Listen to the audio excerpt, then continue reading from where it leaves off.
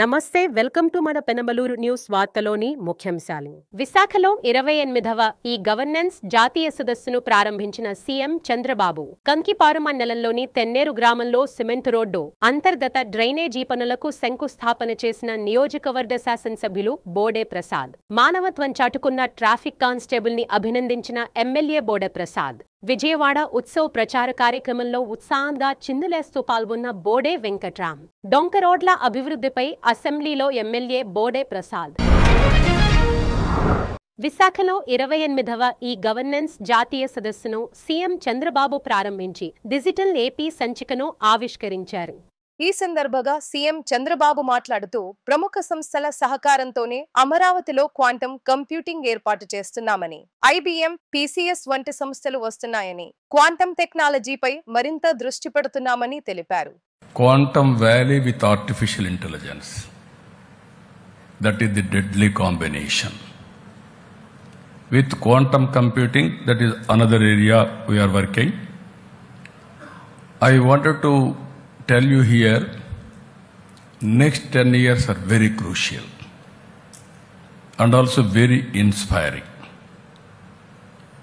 The world is changing faster than before. Artificial intelligence, machine learning, blockchain, quantum computing, redefining how government think and act. We have intensively used core technologies to expand capacity building, e-files, e-cabinet systems, e-office, so many things. We are moving in that direction. Predictive decision making, transparency and further readiness, these are all some of the examples. I wanted to inform all of you, we are in inspiring time. Historical data is available with every government, every department. Artificial intelligence is available. Then decision making may be more accurate, more data is there. Real-time data we can collect real-time by using satellite, by using drone, CCTV camera, Internet of Things, wearables, and also sensors. If you collect all the information, historical data is available. By applying artificial intelligence, you can imagine decision making 90 to 95, 99% accuracy. You can communicate real time to the last mile with WhatsApp. What is the problem? Only just execution. That is where I am saying we are very fortunate. I used to think earlier that is 95. One is language. India so many languages, but some of them are not aware English. Illiterates, how to reach them? Then all languages, computers have, it has come in all languages. Second, illiterates, how to identify? We used to debate. One professor was there, Raji Reddy, who is very popular in information technology. He was in, even today he is in Carnegie Mellon University. I used to debate with him, all of us. At that time we thought icons has to come. Then identification is the common man like that. Today you are seeing all apps, everything, very easy to follow. So we have transformed totally. I am telling you now, knowledge economy. By sitting anywhere you can work. Virtual and physical working is a reality. White collared and also blue collared is a reality. And also flexible working hours have come. Overization of services have come. I need not work particular hours. Whenever I am having a time, I can work. Whenever they need work, they demand services, that type of things have come. Productive productivity enhancement has come because of all these things. Cost has been reduced and comfort has come for everybody. This is where globally technology is going to play a very crucial role. I wanted to tell you here we are going next level, not only in government. This is Ratan Tata Innovation Hub. There I wanted to create every family, one entrepreneur is my goal. Earlier I used to say one family, one IT professional. Today my slogan is one family, one entrepreneur. There we are working in a big way through knowledge economy also. Knowledge economy, so many solutions you can bring it. Ratan Tata Innovation Hub and 5 spoke models we are creating. There, how to promote MSMEs, in knowledge economy, we are working in a big way. That will have tremendous impact in Andhra Pradesh, and also it will create, I'm telling you, future will be different. Only India can provide services to the global community.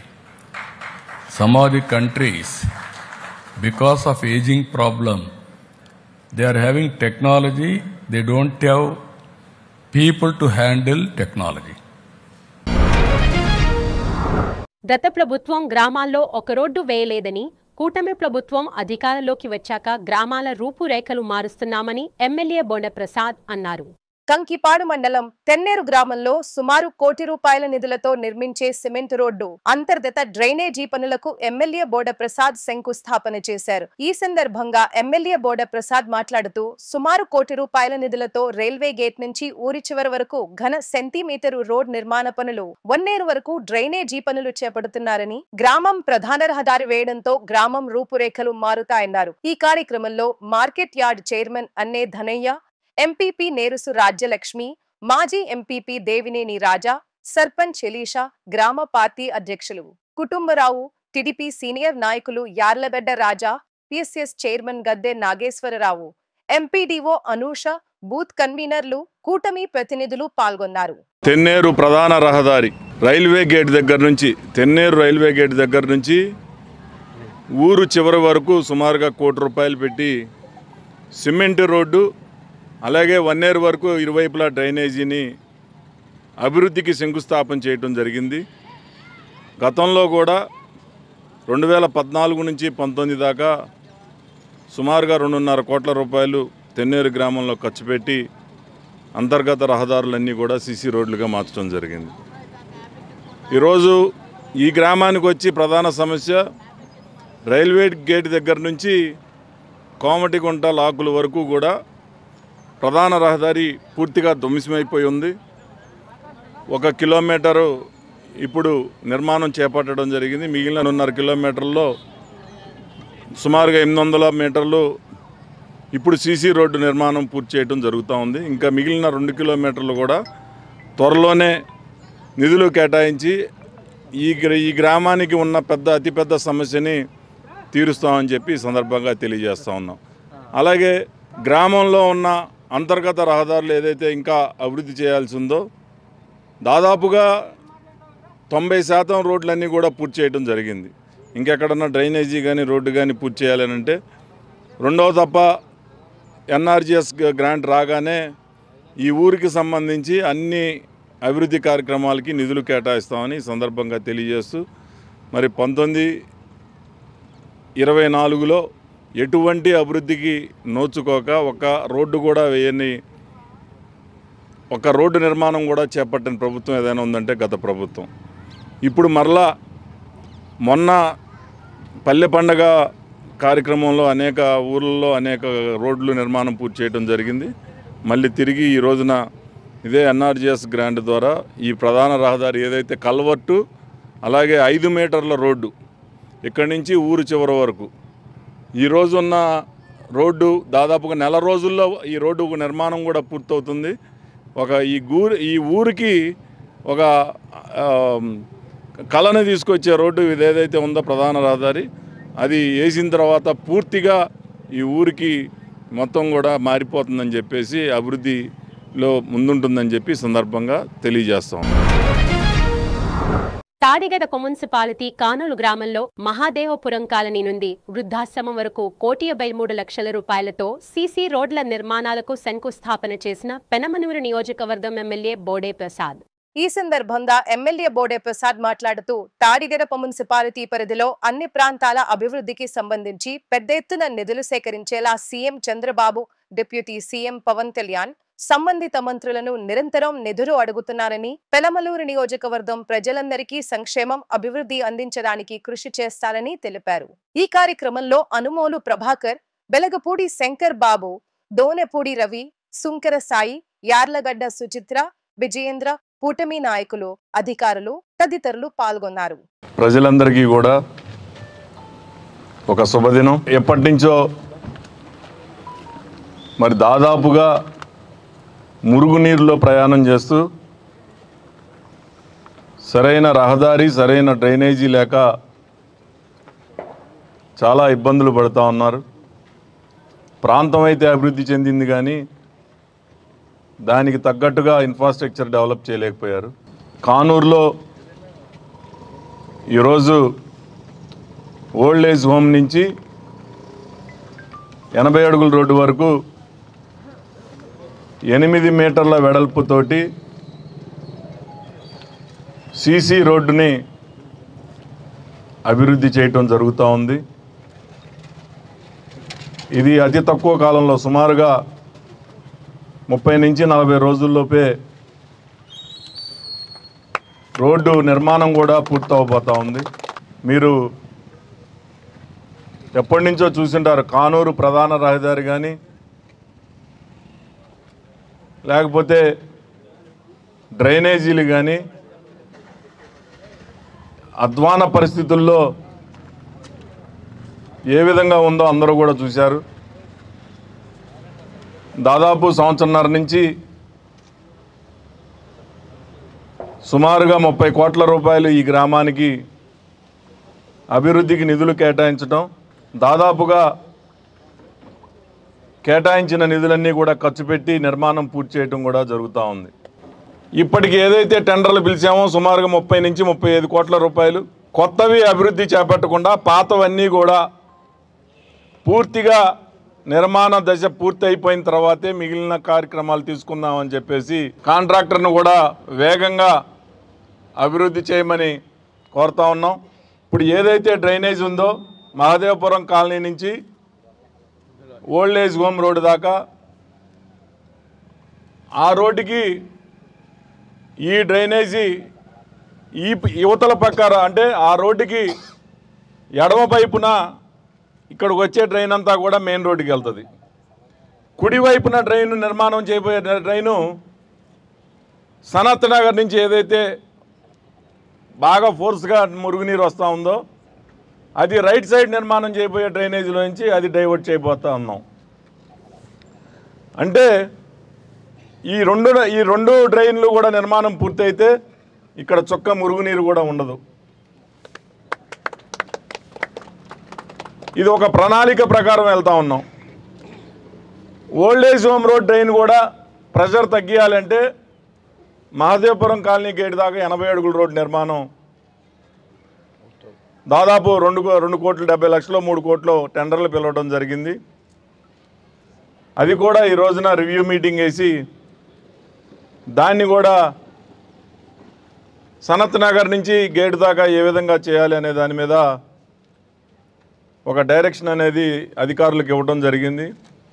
ఆ road నిర్మాణం కనుక మనం తిన్నగా తీసుకెళ్ళి 100 అడుగుల రోడ్లో కలిపితే కొంత డ్రైనేజీ అడ్నుంచి వచ్చే డ్రైనేజ్ అంతా కూడా ఇటు రాకుండా తిన్నగా కూడా 100 అడుగుల రోడ్డుకి వెళ్ళే అవకాశాలు ఉన్నాయి. ఇది పూర్తిగా అధ్యయనం చేసిన తర్వాతే చెప్తా ఉన్నాం. సనత్ నగర్ నుంచి సిద్దిక్ నగర్ వెళ్ళే డ్రైన్ మాత్రం ఇటు వచ్చేటట్టుగా చేస్తాం. ఈరోజు మనం రోడ్లు నిర్మాణం చేస్తూ ఉన్నాం కానీ మురుగునీటి పారుదలకి సరైన ఇది లేకపోవడం వల్లనే ఇవన్నీ కూడా ఇబ్బందులు వస్తూ ఉన్నాయి. కాబట్టి మళ్ళీ మహానాడు రోడ్డు కూడా శాంక్షన్ చేయడం జరిగింది సుమారుగా 33 కోట్ల రూపాయలతోటి.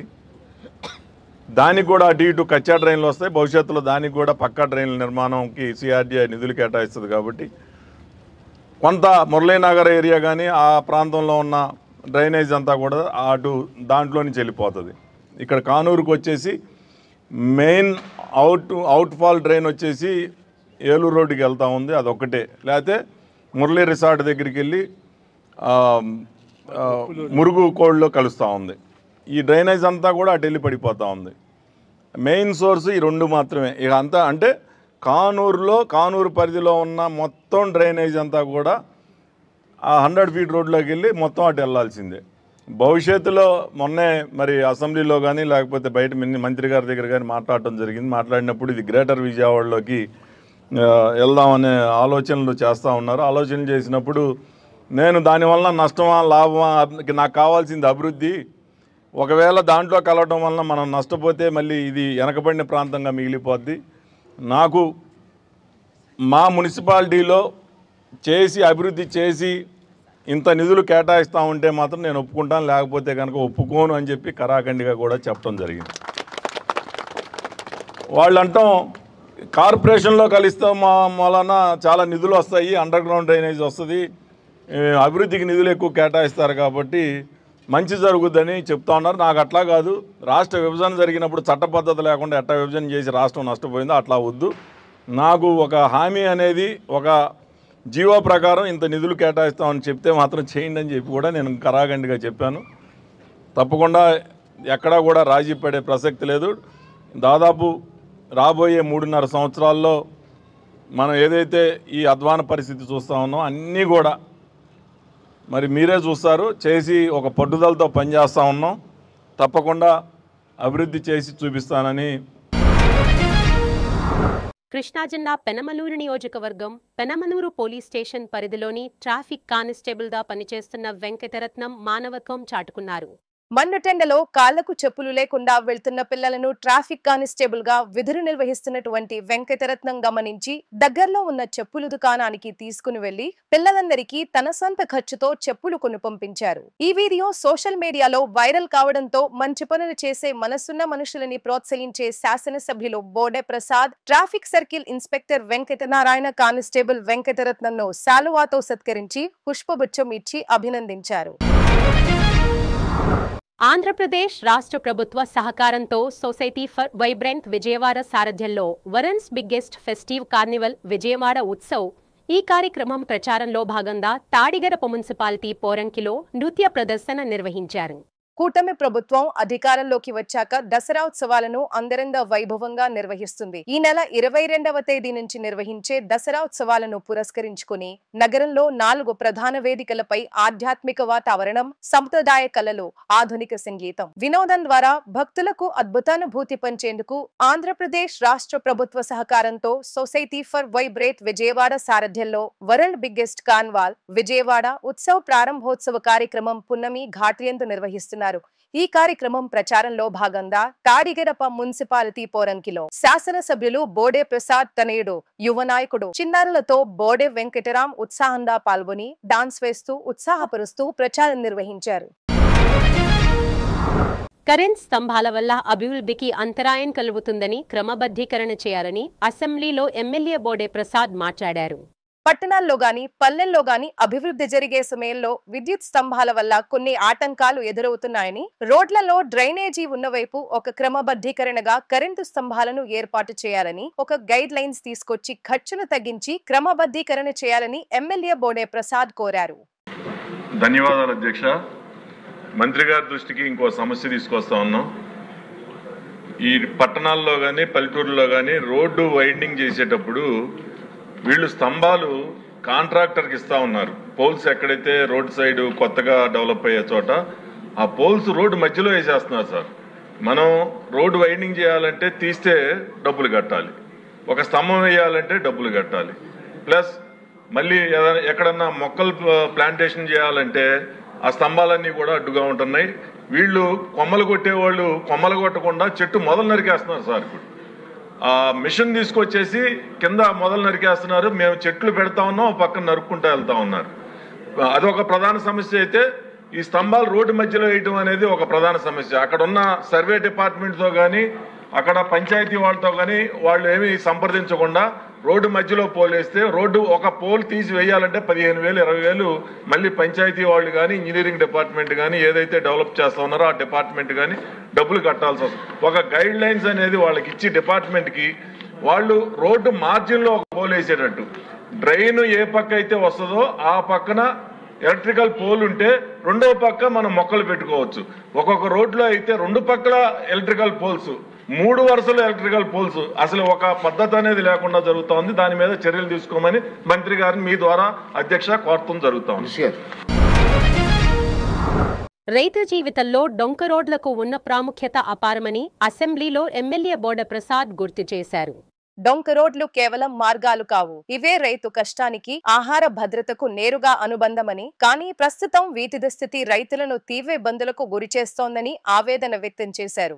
ఈ సమస్యను త్వరగా పరిష్కరించాలని ఎమ్మెల్యే బోడ ప్రసాద్ ప్రభుత్వాన్ని కోరారు. దాదాపు 15 సంవత్సరాలు అయింది వ్యవసాయ భూముల్లో ఉన్న రోడ్లని డొంక రోడ్లు అని పిలుస్తాం. పూర్తిగా ధ్వంసం అయిపోయినాయి. గ్రావెల్ లేదు. కనీసం రైతులన్నా కొద్ది గొప్ప చందాలు పోగేసుకుని గ్రావెల్ వేసుకుందామంటే కృష్ణా జిల్లాలో గ్రావెల్ కూడా అందుబాటులో లేదు. నాణ్యమైన గ్రావెల్ కేవలం గన్నవరం నియోజకవర్గంలో ఉంది. దాదాపు మైనింగ్ మంత్రి గారిని కూడా చాలాసార్లు రిక్వెస్ట్ చేయడం జరిగింది. ఈరోజు లారీ ఓనర్స్ కానీ రియల్ ఎస్టేట్ వాళ్ళు కానీ లారీ ఓనర్స్ వాళ్ళ ఎంప్లాయీస్ ఓనర్స్ అయితే ఉపాధి కూడా కోల్పోయారు. డొంక రోడ్లు మార్కెట్ యార్డ్ నిధుల ద్వారా వ్యవసాయ శాఖ మంత్రి వారు ఇక్కడే ఉన్నారు కాబట్టి ఆ నిధులు దానికి కేటాయించి ఆ రోడ్లని కొంచెం ఈరోజు యూరియా కట్ట మనం 300కి 379 రూపాయలకి ఇస్తా ఉంటే అది చేలోకి తీసుకెళ్లాలంటే సుమారుగా 150 రూపాయలు అలా అడుగుతా ఉన్నారు సార్. పంటను కూడా బయటికి తీసుకొచ్చే పరిస్థితులు లేవు. దమ్ము చక్రాలతోటి ఆ రోడ్లోకి వెళ్లాల్సి వస్తుంది. టైర్లు అయితే దిగబడిపోతా ఉన్నాయి. అంత అధ్వాన పరిస్థితుల్లో డొంక రోడ్లు ఉన్నాయి. తప్పకుండా దానికి నిధులు కేటాయించే దిశగా మంత్రివర్యుల్ని ఆలోచించవలసిందిగా మీ ద్వారా అభ్యర్థిస్తా ఉన్నాను. Thank you sir. Poranki press club నందు ఆంధ్రప్రదేశ్ గ్రామవార్డు సచివాలయ ఉద్యోగుల జేఏసీ సంఘ ప్రతినిధులు విలేకరులతో సమావేశం నిర్వహించారు. ఈ సందర్భంగా రాష్ట్ర ప్రధాన కార్యదర్శి బగ్గ జగదీష్ మాట్లాడుతూ మా వార్డు సచివాలయ ఉద్యోగుల సమస్యలపై గత 15 రోజులుగా అధికారులకు మరియు రాష్ట్ర మంత్రికి వినతి పత్రాలు సమర్పించిన ప్రభుత్వం స్పందించకపోవడం దారుణమని, ఈ నెల 28 లోపు ప్రభుత్వం తమతో చర్చలు జరపకపోతే ఈ నెల పెన్షన్ పంపిణీకి దూరంగా ఉంటామని, తమ డిమాండ్లు నెరవేర్చే దిశగా కృషి చేయాలని రాష్ట్ర ప్రధాన కార్యదర్శి బగ్గ జగదీష్ రాష్ట్ర ప్రభుత్వానికి పోరంకి ప్రెస్ క్లబ్ లో జరిగిన విలేకరుల సమావేశంలో విజ్ఞప్తి చేశారు. ఏదైతే రాష్ట్రంలో ఉన్నటువంటి గ్రామవార్డు సచివాలయ శాఖల్లో 19 శాఖల్ని కలుపుకొని ఆగస్టు 12వ తేదీన విజయవాడ వేదికగా ఒక రాష్ట్ర ఐక్య కార్యాచరణ కమిటీని మేము నియమించుకున్నాము. ఆ రాష్ట్ర ఐక్య కార్యాచరణ కమిటీ పక్షాన మాకేదైతే దీర్ఘకాలిక ఆర్థిక సమస్యలు కానీ ఆర్థికేతర సమస్యలు కానీ, ఆర్థిక సమస్యలు తీసుకుంటే ఏదైతే ప్రొబేషన్ పీరియడ్ లో ఇవ్వాల్సినటువంటి 2 ఆప్షనల్ ఇంక్రిమెంట్లు, అదే విధంగా ఒక ఉద్యోగి 6 సంవత్సరాల కాలంలో ఒకే క్యాడర్ లో పనిచేస్తే రావాల్సినటువంటి ఆటోమేటిక్ అడ్వాన్స్మెంట్ స్కీమ్ కింద రావాల్సినటువంటి స్పెషల్ గ్రేడ్ ఇంక్రిమెంట్. సో ఆ 2 ఆర్థిక ప్రయోజనాల కోసం, అదే విధంగా ఈ 15 నెలల నుండి గత ప్రభుత్వంలో వాలంటీర్ చేసే విధుల్ని మా గ్రామవార్డు సచివాలయ ఉద్యోగ వారితో పాటు డోర్ టు డోర్ సర్వేలు ఏవైతే నియమిస్తున్నామో వాటికి అనేక ఆందోళనకు గురవుతున్నటువంటి గ్రామవార్డు సచివాలయ ఉద్యోగుల కోసం ఒక ఐక్య కార్యాచరణ కమిటీగా ఏర్పడి అంటే ఈ నెల 8వ తేదీన గౌరవ డైరెక్టర్ గారికి, గౌరవ ప్రభుత్వ పెద్దలకి ఒక ఐక్య కార్యాచరణ కమిటీ ఒక నోటీసులను అందించడం జరిగింది.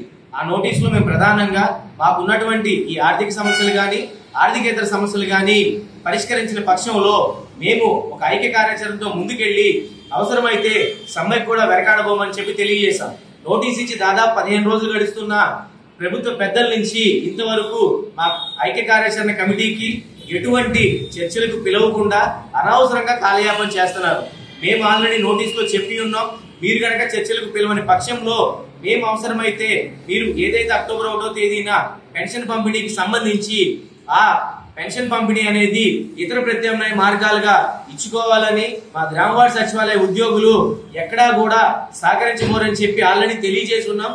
కానీ ఇప్పటి వరకు ప్రభుత్వం నుంచి ఎటువంటి స్పందన లేని కార్యాచరణ ద్వారా రేపటి నుంచి ఇంకొంచెం విస్తృతంగా ఏదైతే రేపు పెన్షన్ పంపిణీకి సంబంధించి సర్పు సిఇఓ గారికి ఒక నోటీస్ అందజేసి ఈ అక్టోబర్ 1వ తేదీన పెన్షన్ కి గ్రామవార్డు సచివాలయ ఉద్యోగులు సహకరించట్లేదని ప్రత్యామ్నాయ మార్గ ఏర్పాట్లు చేసుకోవాలని తెలియజేయడం, అదేవిధంగా 23, 24, 25 తేదీల్లో గౌరవ కలెక్టర్లకి, జేసీలకి మా వినతి పత్రాలను అందజేసి వారి ద్వారా కూడా ప్రభుత్వానికి వినతించే రూపంలో ఇవ్వాలని చెప్పి తెలియజేయడం, 26, 27 తేదీల్లో అప్పటికి ప్రభుత్వం స్పందించిన పక్షంలో ఏవైతే మాకు అఫీషియల్ వాట్సాప్ గ్రూపులు ఉన్నాయో, మాకు ఎక్కడి నుంచి అయితే సర్క్యులర్ గానీ లేదంటే సందేశాలు ఇన్స్ట్రక్షన్స్ కానీ పై అధికారుల నుంచి వస్తున్నాయో ఆ గ్రూపుల నుంచి కూడా అవసరమైతే ప్రభుత్వం స్పందించిన పక్షంలో లెఫ్ట్ అవుతామని చెప్పి తెలియజేయడం జరుగుతుంది. 28వ తారీఖు కర్నూలులో ఏదైతే మొదటి ప్రాంతీయ సమావేశం శ్రీకాకుళంలో విజయనగరం వేదికగా చేసుకున్నాం, ఉత్తరాంధ్ర వేదికగా, రెండో ప్రాంతీయ సమావేశం రాయలసీమ వేదికగా కర్నూలు జిల్లాలో చేయాలని తీర్మానించుకున్నాం. 28వ తేదీ లోపు కూడా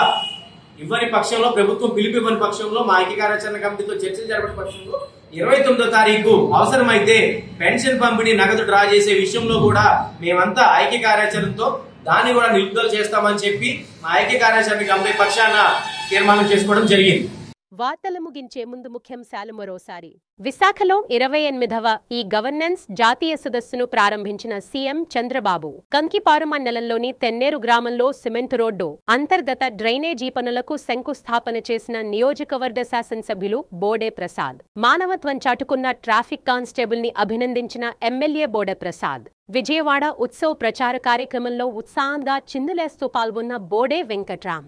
డొంక రోడ్ల అభివృద్ధిపై అసెంబ్లీలో ఎమ్మెల్యే బోడే ప్రసాద్. వార్తలు ఇంతటితో సమాప్తం. తిరిగి మరణ తర్వాత ముఖ్యాంశాల్లో కలుద్దామంతవరకు చూస్తూనే ఉండండి మన పెనమలూరు న్యూస్.